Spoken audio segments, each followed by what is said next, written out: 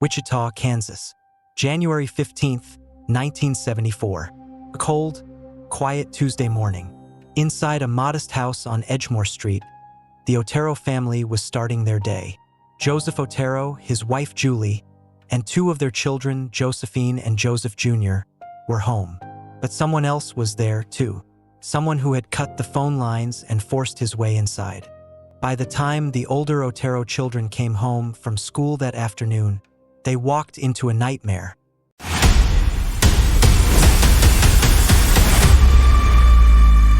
Their parents and two siblings were dead, bound, tortured, and strangled. The police were baffled. There was no clear motive. Nothing of major value was stolen. It was an act of pure, methodical evil. 9 months later, the Wichita Eagle newspaper received a letter. The writer claimed responsibility for the Otero murders, providing details only the killer could know. And at the bottom of the letter, he gave himself a name. Bind them, torture them, kill them. BTK. The name would haunt Kansas for the next 30 years. BTK didn't stop with the Oteros. Over the next several years, he stalked the city. He targeted women who lived alone. He was patient. He would watch them, learn their routines. He called his victims his projects. In April 1974, he killed Catherine Bright. In 1977, Shirley Vian and Nancy Fox. He would break into their homes, wait in the dark, and strike when they least expected it. And after the murders, he loved to taunt the police. He sent poems, drawings, and letters to the media and law enforcement. He even called the police himself to report one of his own murders, leaving the victim's body for them to find. The city of Wichita was paralyzed by fear. People bought guns, installed deadbolts, and refused to go out at night. The police task force worked around the clock, chasing thousands of leads. They swabbed thousands of men for DNA, but they found nothing. BTK was a ghost. He left almost no forensic evidence. His final known victim was Dolores Davis in 1991. And then, silence. For over a decade, BTK vanished. The letters stopped. The murders stopped. Many believed he was dead or in prison for an unrelated crime. The case went cold. But BTK wasn't dead. He was hiding in plain sight. His real name was Dennis Rader. To the outside world, Rader was the definition of ordinary. He was a husband, a father of two, a Boy Scout troop leader.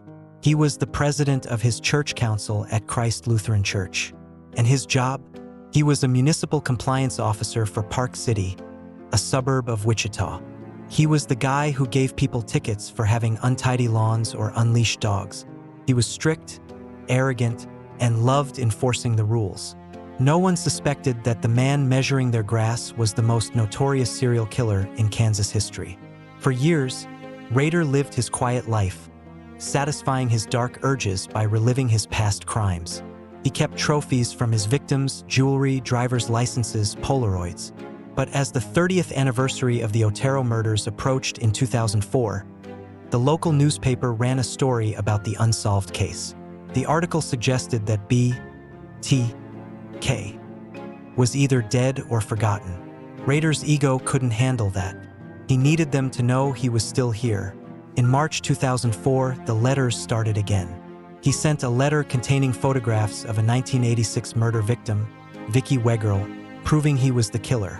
The city panicked all over again.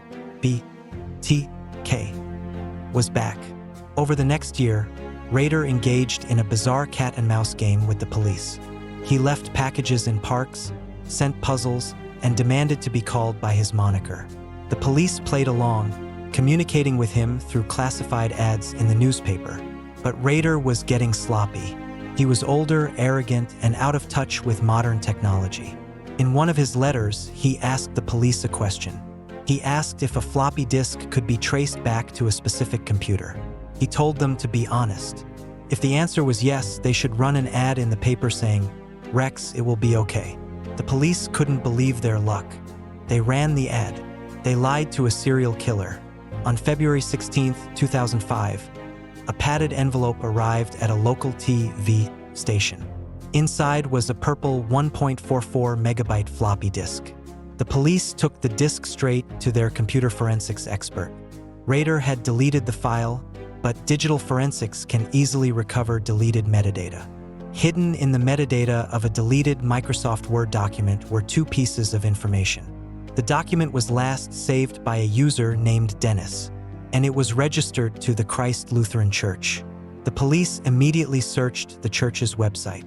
There, listed as the president of the congregation, was Dennis Rader.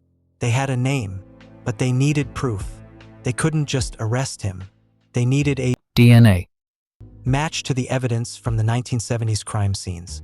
They discovered that Rader's daughter, Carrie, had recently had a pap smear at a medical clinic at Kansas State University.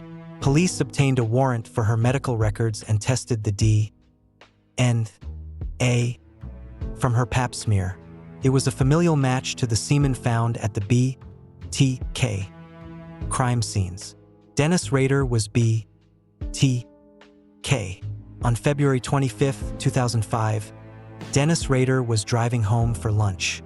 Suddenly, police cruisers surrounded his vehicle. Officers pulled him from the truck and arrested him. When the arresting officer asked him, "Mr. Rader, do you know why you're going downtown?" Rader replied, "Oh, I have suspicions why."